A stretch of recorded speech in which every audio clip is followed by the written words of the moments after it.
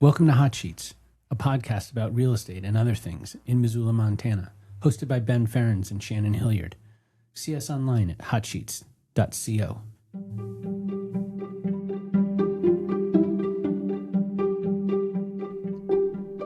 Hi, Ben. How are you doing? Good. How are you doing, Shannon? Good. I'm really excited to talk about a big question on buyers' minds right now. What? Should I buy right now or should I wait? That's hard. Yeah. So we're going to talk through pros and cons. I mean, the real answer is it depends. Yeah. So we're going to talk about first the reasons to say yes, do it now. Yeah. And then we're going to talk about reasons to wait. Are you good with that? It's a great idea. Okay. Is this your idea? I mean, this is many people's ideas. Fantastic. Yeah. Good idea. Okay, let's talk about reasons to say yes. Okay. So, number one, you are financially able to qualify for a house and comfortable with the payment. I mean, I think some of us know what that means, but for people who don't know what that means, what does that mean? If you can't afford to buy a house, we shouldn't even be having this conversation. Agree. Qualify. What does that mean? Financially qualify. Either you have enough cash to purchase the house, or you've spoken with a lender and you are qualified to borrow enough money to purchase a house. Payments are going to depend on how much money you borrow. Sometimes lenders will loan you more than you're comfortable with. Have you found that to be true? I've heard stories of that. Yeah. And so that is the reason we put in the piece that says you are comfortable with the payment. Yeah. A lender is typically going to loan you up to maybe 40, even 50% of your gross monthly income. Mm-hmm. And some people are not comfortable spending that much on their housing payment. Yeah, I feel like I've heard you want to be at around a quarter of your monthly income going to rent or mortgage. I think a quarter is very conservative, very comfortable for most people. Yeah. And if you go to Homeward, they typically say around 30%. Sure. So somewhere between 25 and 50%, depending on your comfort level. Shoot for the stars, land on the moon. Yeah. Mm-hmm. I love it. So second reason to buy Yeah. right now, the house of your dreams is on the market. Yes. Yes. How often But- does that happen? Right. Well, I think it's different for everyone. There are a lot of people who see a home and can see it in their dreams, and it is the house of their dreams.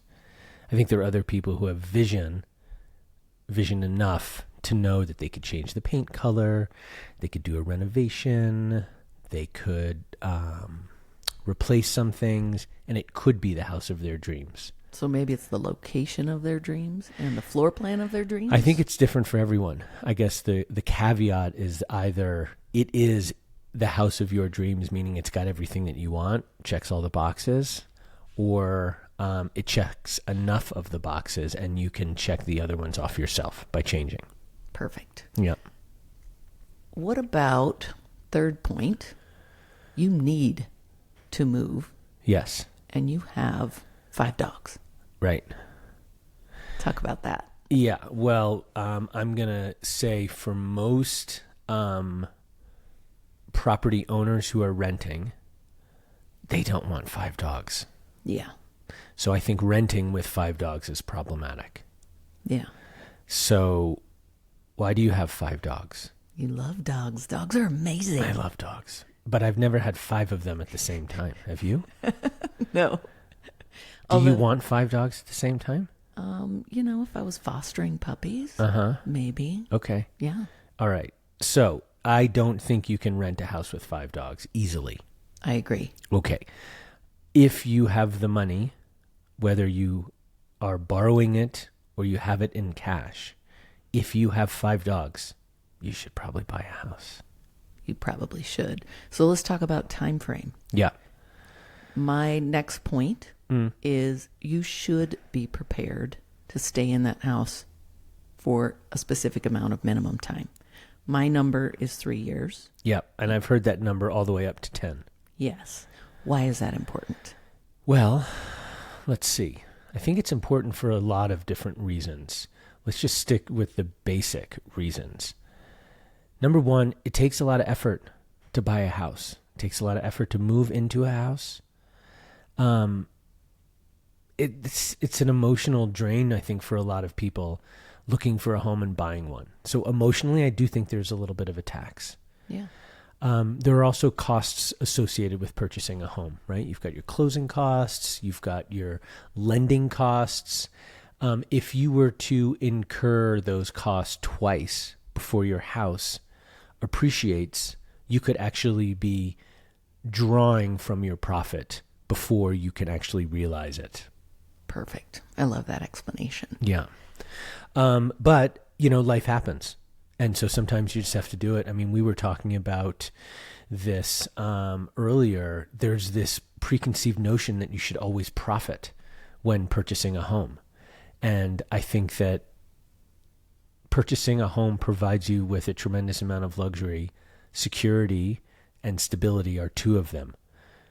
Making money off of it is a bonus, but I don't feel like people should expect that always. Because if you should have to leave a place soon and you have no choice, and that's okay. I love that point. So important. Yeah. Let's talk about what the market's like. People trying to time the market. Yeah, that's really hard. If it is a buyer's market because interest rates are high,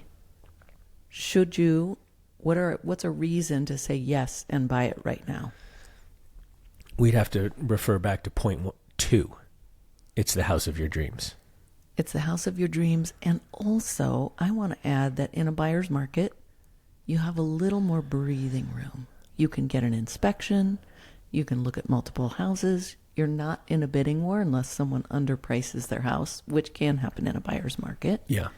But you can take your time and not feel so rushed. Yeah. I mean, again, there's so many variables at play here. It's really an individual decision. It is. And, without being like too mushy, I just feel like you do have to kind of follow the head and the heart and try to make the best decision you can and surround yourself with good people that you trust. Lenders, realtors, friends, family. Because I think if you have a good team around you, you'll probably make a good decision. I love that.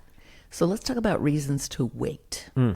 My number one reason here is you do not currently qualify for a loan and you expect a promotion in 6 months that would drastically improve your income. Yeah, absolutely. I mean, unfortunately, your financial position is the number one issue that would prevent you from buying a home. What if you do qualify for a $500,000 house right now and you know you would qualify for a $600,000 house 6 months from now because of this promotion, and the $500,000 houses just don't have everything you need to justify making the move? Yeah. I mean, the easy answer is, of course, just wait, right?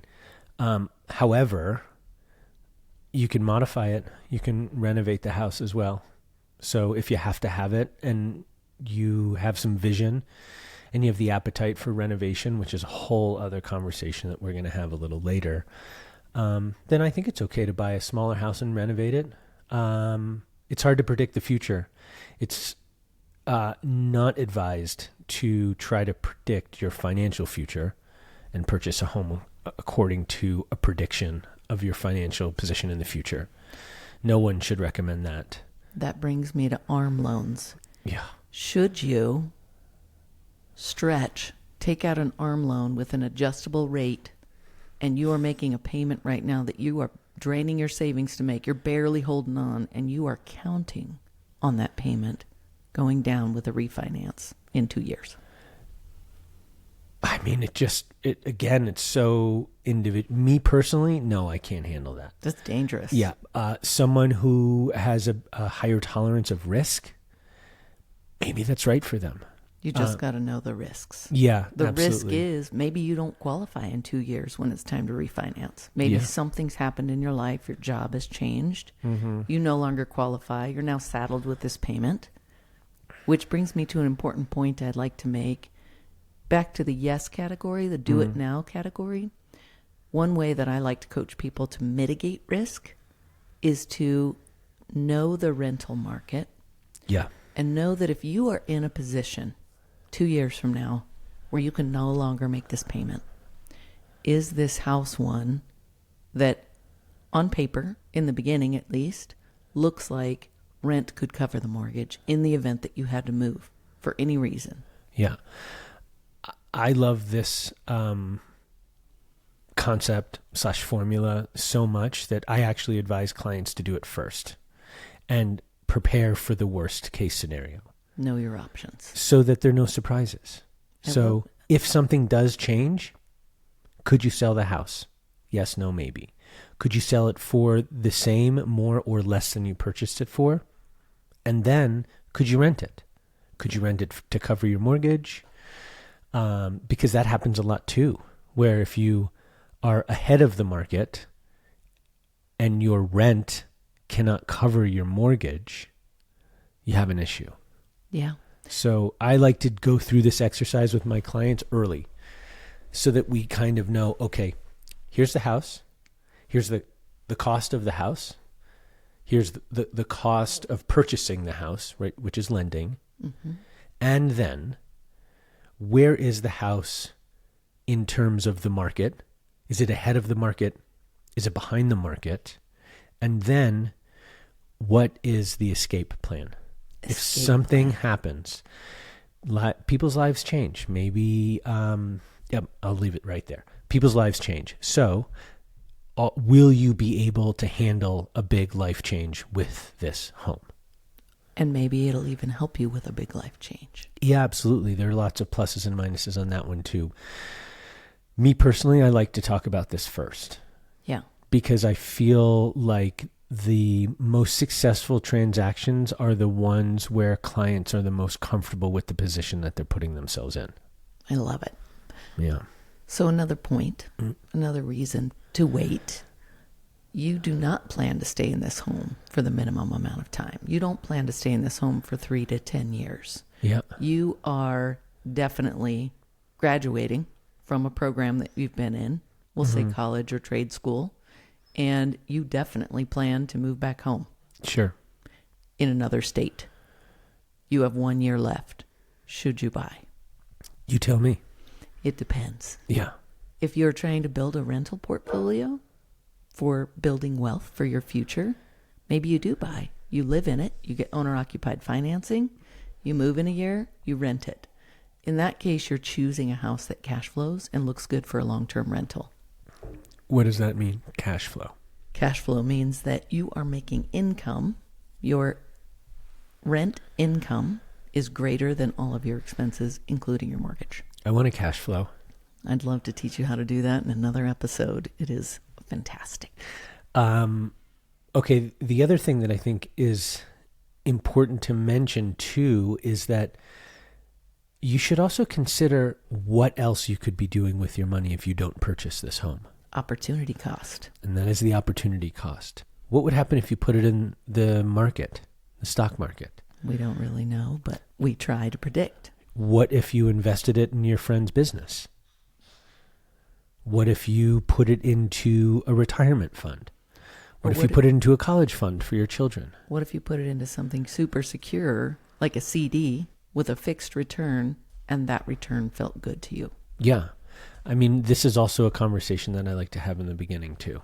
Yeah. Which makes it feel good for lots of clients, and some clients don't want to talk about that, or they might have already thought about all of these things and they don't want to talk about it with me, and that's totally fine. But I do like to encourage clients to think about all of these things first. And so, as we've mentioned, the location of the home, where the home is in the market in terms of price. Is it easily sold if something changes? Is it easily rented if something changes? And is this a good option financially for me? Because if I take the down payment and I lock it into the purchase of this home, that means that I can't extract that money and invest in something else. And so I need to know that the money that I'm using for my down payment will perform as good or better than an alternative investment. if you are making a decision based purely on math. Yes, exactly. And one thing that I want to add to this is you were talking about, can I take the money out?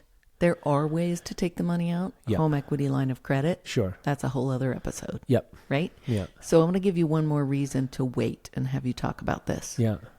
You like your house you're in pretty well right now. It's meeting your needs. You have a 3% interest rate on your mortgage. Your payment is very comfortable. And if you cash out that equity to buy a new house, you're about to take on a new loan at 6%. Mm. Is this a reason to wait? I mean, first of all, why are you asking me all the questions and I'm answering all of them? It seems unfair. You could just throw it back and at me. unfriendly. You could just say, you answer this one, lady. No, I got this. All right. Again, it really just depends. It depends on what the alternative home is. Is it bigger? Is it better? Is the location better? Will it save you time? Will it save you energy? Is the layout better? What is the reason for moving your investment from your current home into this new home? And let's look at those things. They might make a lot of sense. And you and I both know that a good decision in finance, I think, is not purely math.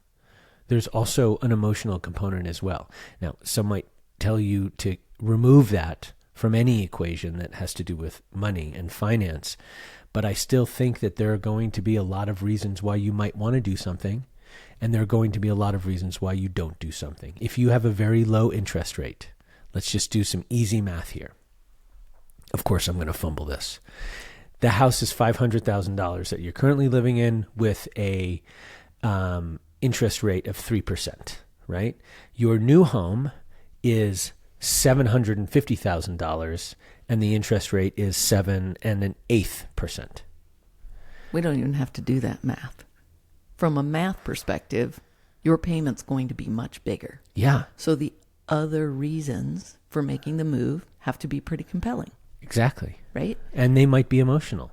It might be emotional. It might be time. It might be a crisis. Sure. It might be location.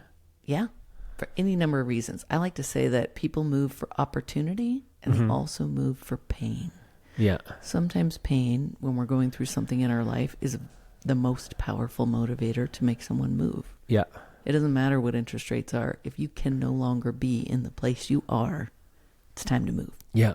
And I will say, too, that when I entered the market in my community, I felt like I was at the top of the market and I took a risk. And it was not exactly comfortable. That's not to say that it was uncomfortable, but it wasn't pure comfort. Yeah. And I don't know if that's a good position or a bad position to be in for other people, but for me, it was the position that I had to be in order to purchase the home that I wanted.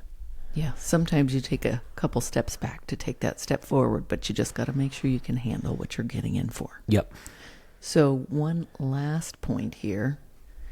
Let's say you are a first-time homebuyer and you're thinking about your bailouts, your worst-case scenario, your, oh my gosh, I got in over my head.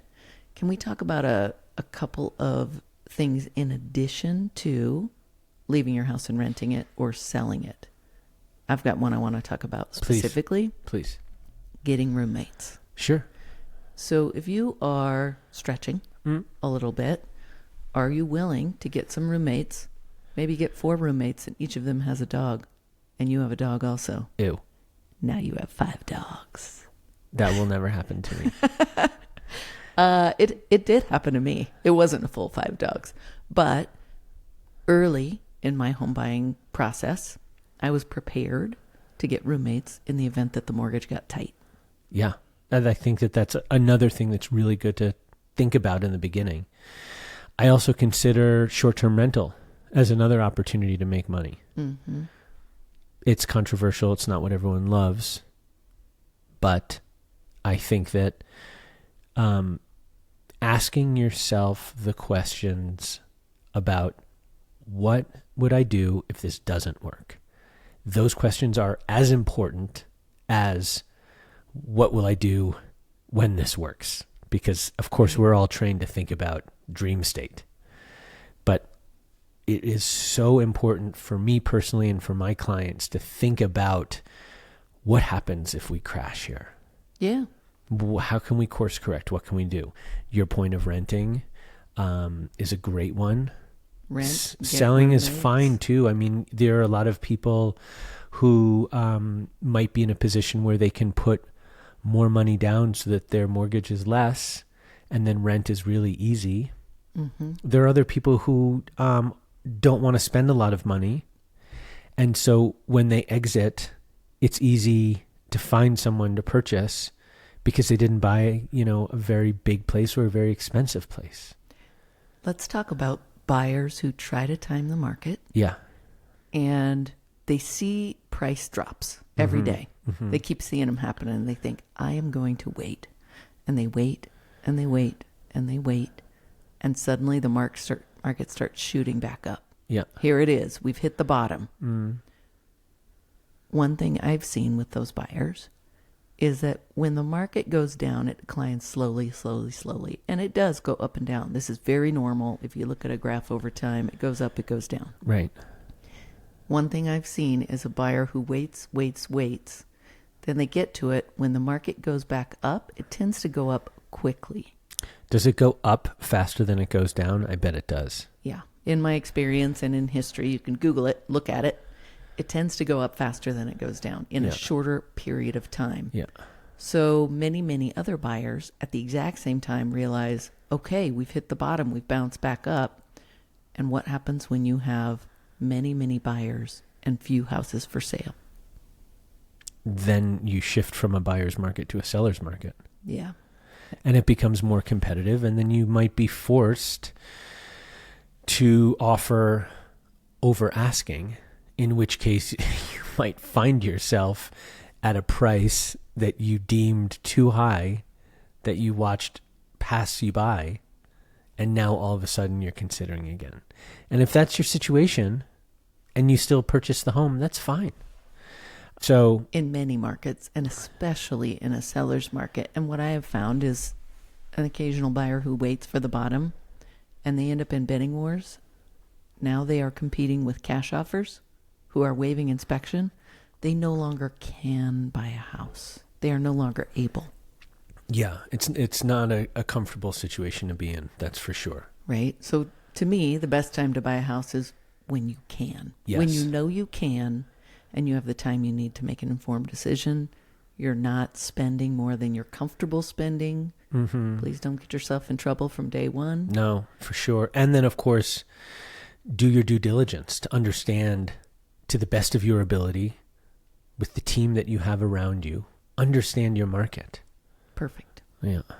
All right. Okay. What a great conversation. Thanks so much. That was fun. Yeah, it was fun. And I hope this helps buyers get off the fence if that is the right move for them right now. Yeah. Or feel confident in waiting if this is not the right time for them. Yeah. And I would just say to all of the people going through this exercise right now, renting is great. There is nothing wrong with renting. People tend to believe that the ultimate goal is home ownership. And I just want to say that that is not always the case. There are lots of people who find great happiness in beautiful homes that they're renting. Yeah, it's an option. It's one you want to consider along with everything else. And if you have more questions or you want to talk to either of us, you can drop something in the comments. Hit us up. Hit us up. Okay. Thanks for the conversation, Ben. Okay, thank you, Shannon. All right. Bye. Bye. You've been listening to Hot Sheets. Thanks so much for joining us. Email us at hotsheets.co@gmail.com or find us on the web at hotsheets.co.